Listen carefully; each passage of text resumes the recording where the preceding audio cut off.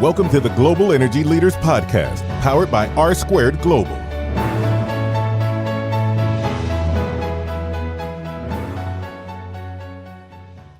Welcome to episode 39 of the Global Energy Leaders Podcast. As always, I'm your host, Ryan Ray, and today we have on a repeat guest. That's right. Markham Hislop comes back on the show, and we get into all things that we could, Canada and U.S. There's so much related when you think about Canada and U.S., especially from the oil side of the business, that we talk about pipelines and what's going on up there and with the politics. And, you know, from the U.S. standpoint, you may go, that's not really important. But I think that you'll see, and we got a kind of an announcement towards the end of the episode that you'll hear about. There is a lot tied up, and we need to think about this, what's going on in Canada, and how does that affect the U.S., especially over the short term, 5-10 years. And then also, you know, we don't like to get too far out with projections. 20, 30 years, they're kind of hard to keep up with what's actually going to happen. But, tracking that stuff with our relationships with Canada is always a good thing. And so I think this conversation will bring you a lot of value today. So without further ado, here's my conversation with Markham Hislop from the other day.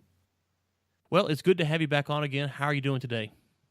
I'm doing just fine, Ryan. How are you? Great. Well, I've got to tell you that, and I've kind of warned you, but I haven't told you what was said, that there was a comment on social media, and I'm not going to give the name of the person who made the comment because they didn't ask me to address you personally, but I wanted to kind of get your thoughts on this. Someone commented, and this was passed along to me. So here's a comment from your last time that you were on our show. We talked about the S-curve and all that. Comment says, "This discussion sounds awfully political to me. Lots of Greenpeace and left-wing political labels. Hislop did not mention that our U.S. generating fleet is getting old and must be replaced. In Michigan, for example, the age of our coal fleet is 55 years.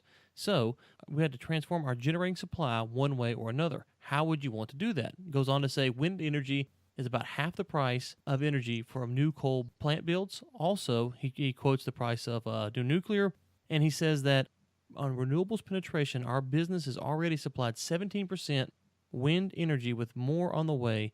So this is happening. And then he gives a link to a video talking about clean energy distribution and the S-curve. So wasn't a fan of what you said last time. Maybe you want to clarify, or maybe you want to hold to your guns. I'll let you respond now.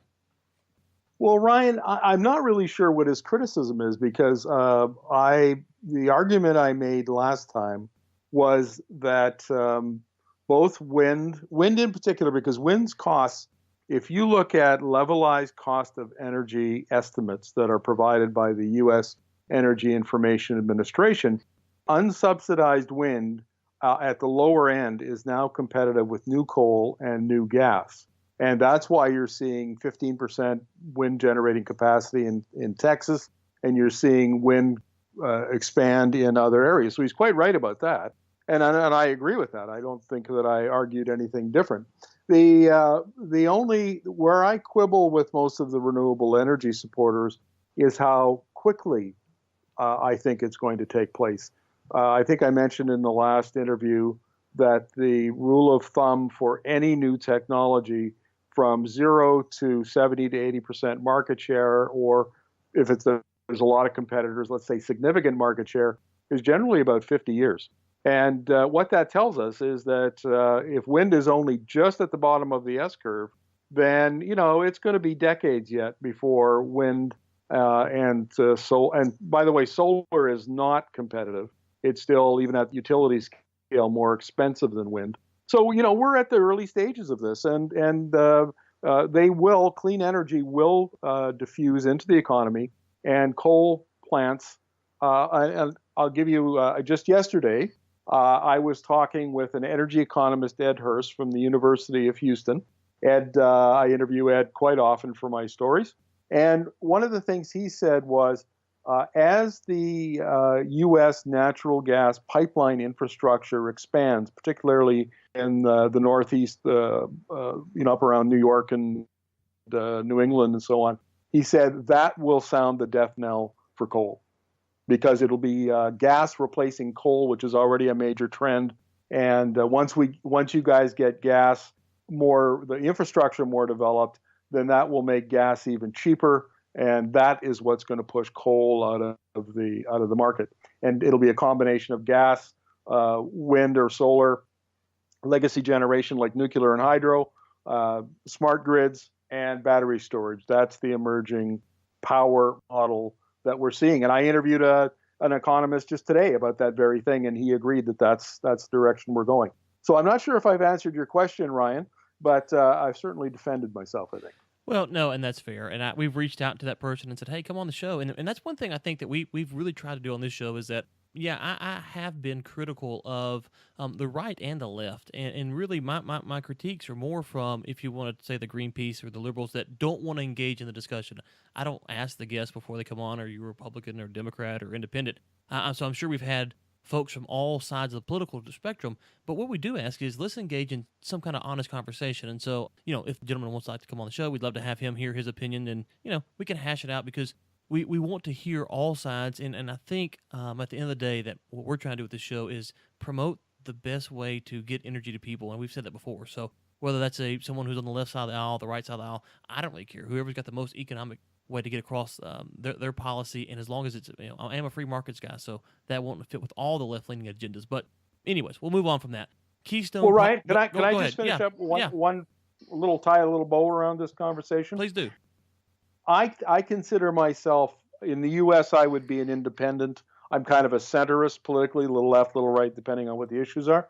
But the energy transition model, which kind of argues that fossil fuels and clean energy will compete in the marketplace for many, many decades before one becomes more efficient. What my work is based on is not politics. It's not ideology. It's many, many dozens, hundreds of interviews with economists, scientists, utility executives, analysts, electrochemists, on and on and on. So the opinions that I'm giving or providing in answer to your questions during these interviews are really a result of about 5 years of rigorous journalism, so that I come at this from a basis of facts and expert opinion, not my own ideology.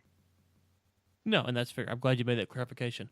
Okay, well, let's get on to Keystone Pipeline. What's the latest since we talked last time? What's going on with Keystone and the oil sands and all? There's a lot to discuss there, so just kind of open the discussion for us.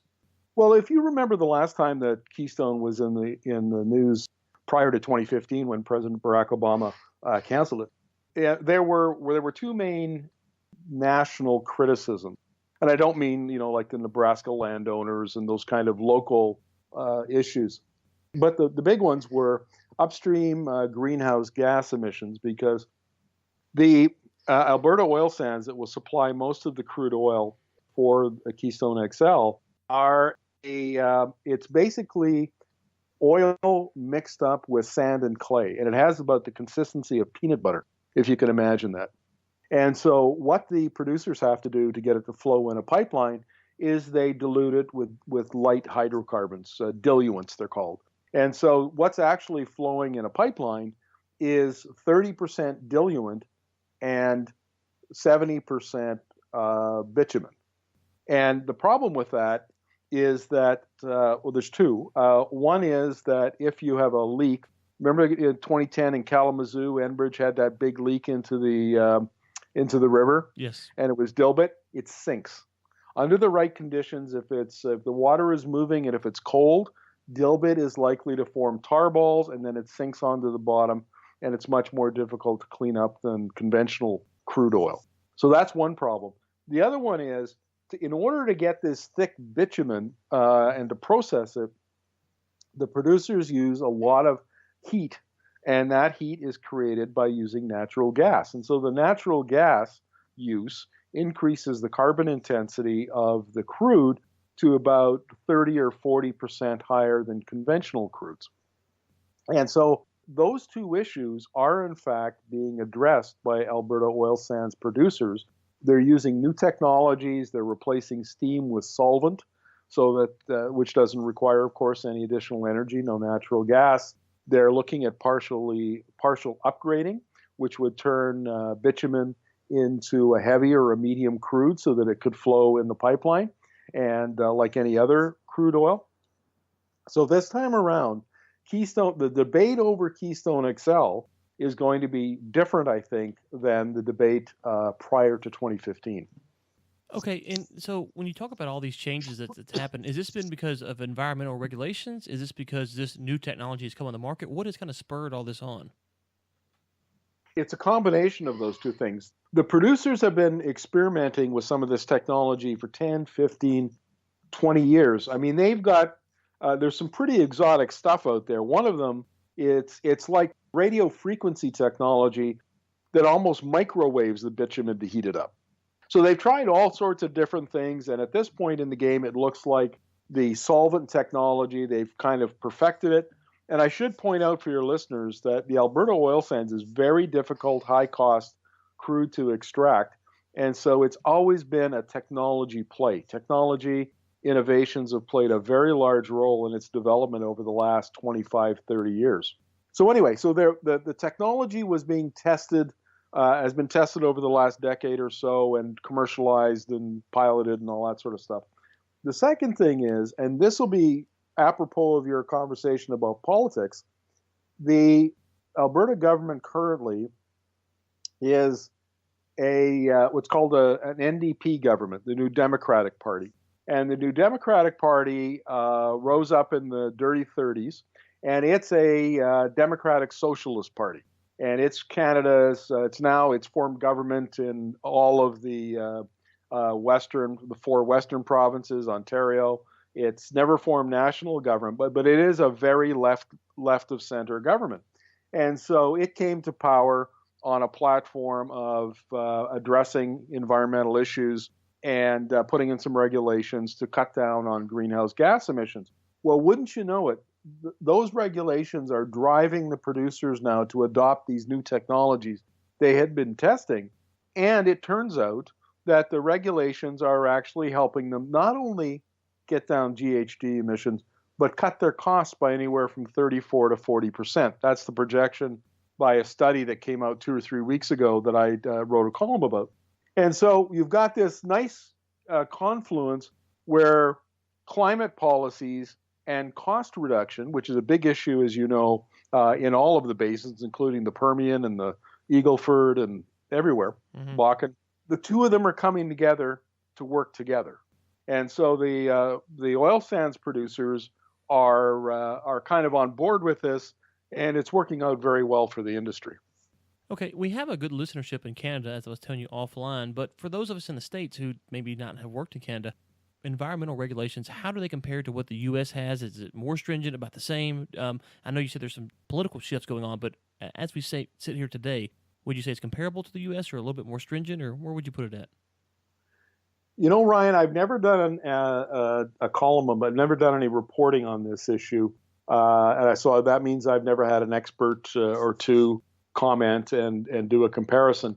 But I have talked to a lot of people who, industry folks who have worked on both sides of the border.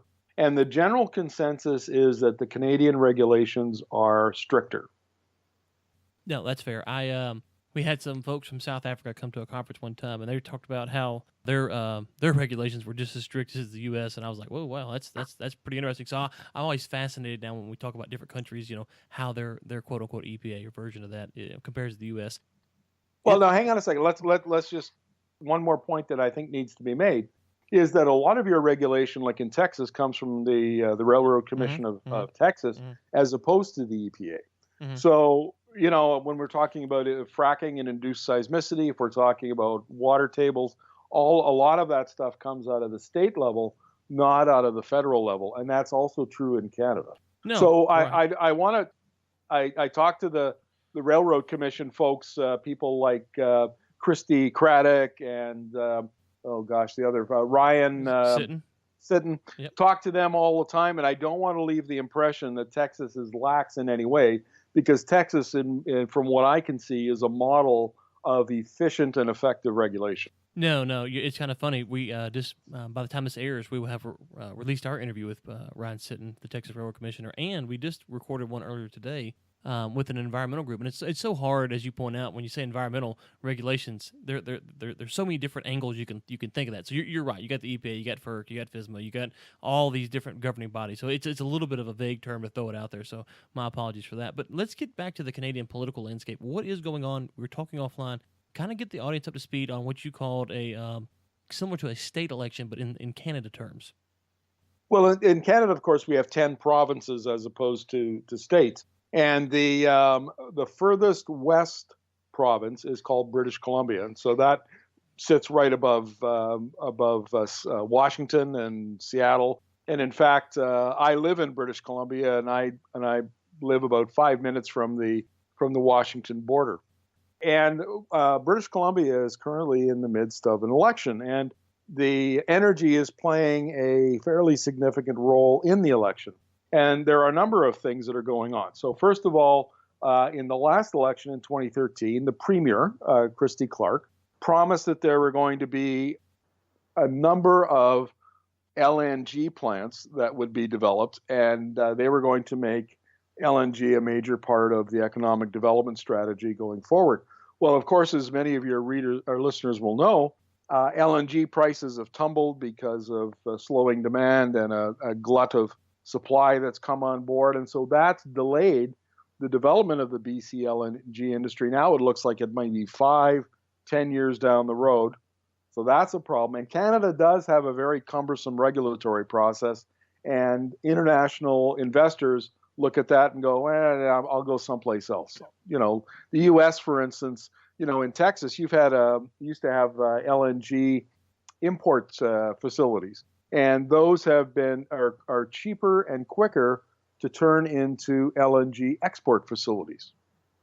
So instead of building something new like the Cheniere Energy Sabine Pass LNG trains, some of them have been the existing plants have been converted.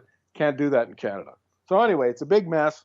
The number two issue is a $8.5 billion hydroelectric dam. They're going to flood another part of a big agricultural valley called the Peace River Valley. So that's been very contentious.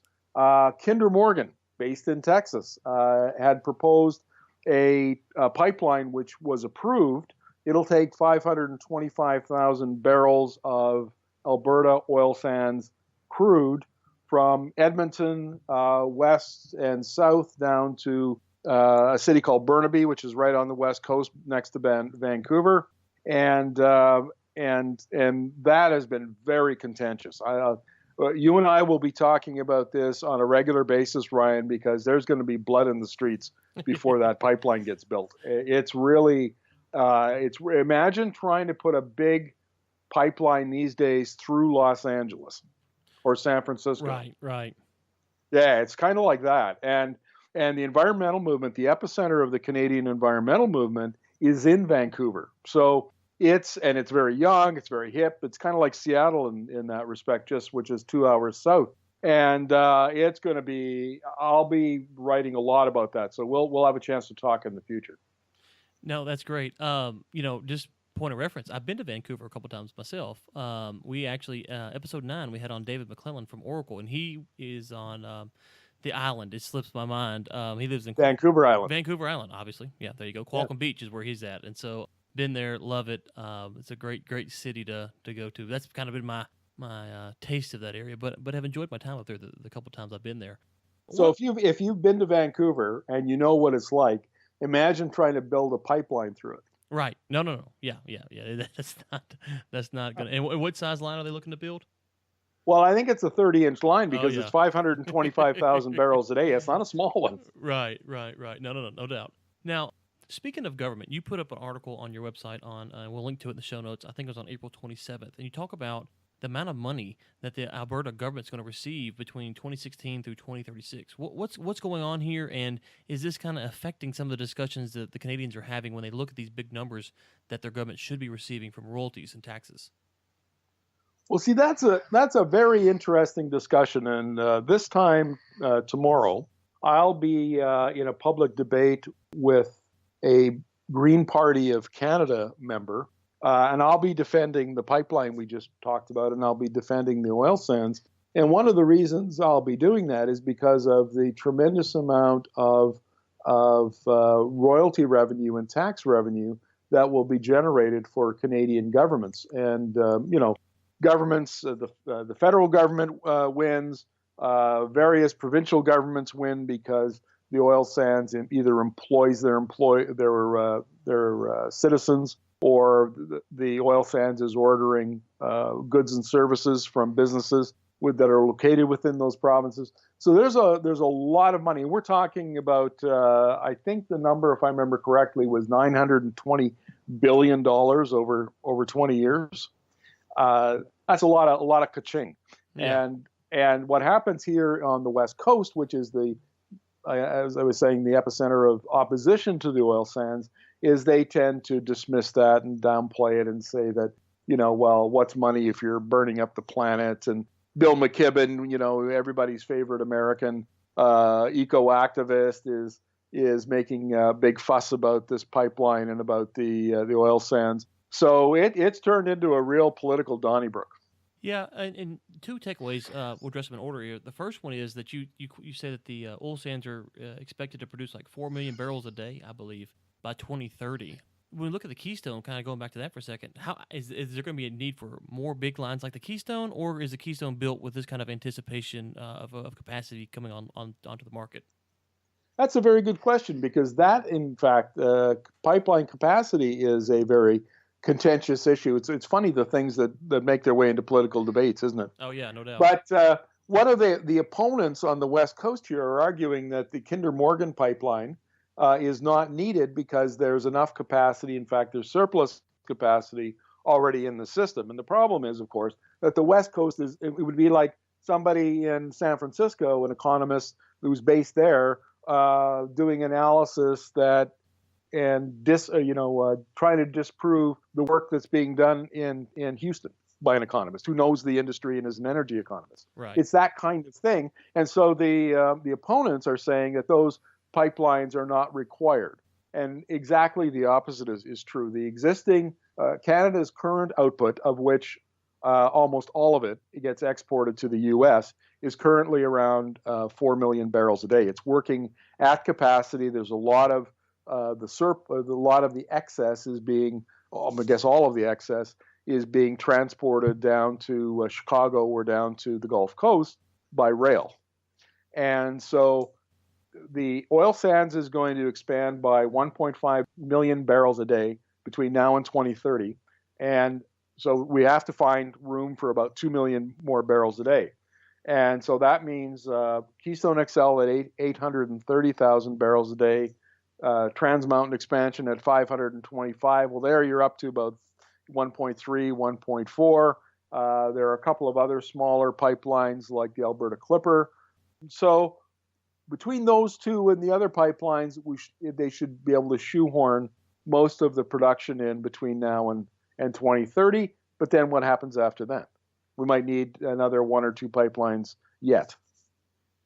No, absolutely. And the final takeaway from the article is that you're looking at almost 3,500 jobs or 3,400 jobs, I think you said, between now and 2020 alone. So it's going to bring in more revenue from people just that need, I don't know what the Canadian economy is doing right now, but 3,400 jobs for a country the size of Canada, that's a pretty big deal, I would imagine. Well, no disrespect to Canada. I'm just saying this from a population standpoint. I think the population is like 35 million or something in Canada compared to the U.S. It's just 330 million or whatever it is. So from that standpoint, no slight to my Canadian friends. Well, just as an aside, Ryan, we have what we call the rule of 10, which basically means that whatever happens in the United States, 1/10 of it will happen in the U.S. Okay. Yeah. So this is an old Canadian joke. But anyway, the question here is what will happen in Alberta, because Alberta really got hit hard by the downturn that started in late 2014 when the Saudis opened up the taps and drove down the price of oil below $30 a barrel WTI. And there were tens of thousands of good-paying oil and gas jobs that were lost, just as there were in Texas. And the Alberta economy is much less diversified than the Texas economy. So there are a lot fewer options for those people to pick up other jobs. So there's probably given that the relatively high unemployment rate in Alberta, which I think reached like 10% during the worst of the boom, there's probably still folks who are looking for jobs and will suck up those extra jobs that get created pretty quickly. No, I would imagine they would. Well, look, I'm not going to keep you longer today. We've covered a lot. Is there anything else that you wanted to get to that maybe we skipped past?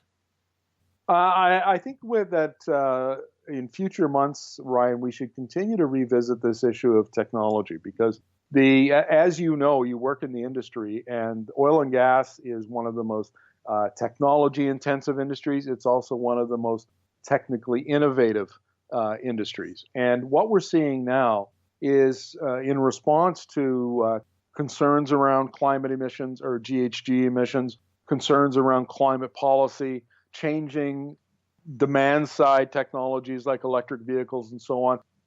It's a very fluid kind of situation, and it almost changes certainly year by year, but month by month.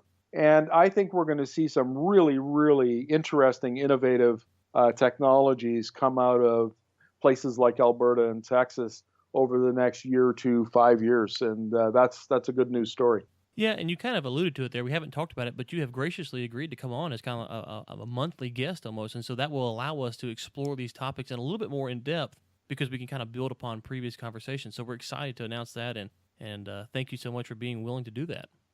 Thanks for giving me the opportunity to chat with you. Always a pleasure. Okay, well, look, we look forward to talking to you next time and continuing the discussion. Thanks, Ryan. Take care. Thanks again, Markham, for coming on. And as we mentioned, he will be a monthly contributor, and we're looking for a few more monthly contributors. And so if you've got someone, or if you're a listener and say, hey, look, I've been on before, I'd like to come on more often, reach out to us at globalenergymedia.com/contact, and Chris or Michael will talk to you about the details of that. We'd love to have on people once a month. We can get into more topics. And so as we continue talking to Markham, as you saw there, we had someone in LinkedIn who commented on someone's page about some of the stuff he said. We tried to bring the comment out the best we could. Obviously, it's not a fair one-to-one because the person, I'm not the person who commented, so I can't really give exactly how they were saying it in the tone and what all they thought behind it. But it does allow for stuff like that, and we're going to track some stuff as we move forward, especially on the technology side. So thanks again for tuning in. And we haven't asked in a while, but if you could, leave us a review on iTunes. We really appreciate the ones that we have. We would like some more, and so we haven't asked in a while. So I thought I'd throw it out there. If you're enjoying the show, please give us a 5-star rating in iTunes. And if not, go give a 1-star rating to, I don't know, some show that you really don't like. But but spare us the 1-star ratings if possible. Thank you so much for tuning in. We appreciate it as always. And until next time, keep climbing. Thanks for listening to the Global Energy Leaders Podcast, powered by R Squared Global.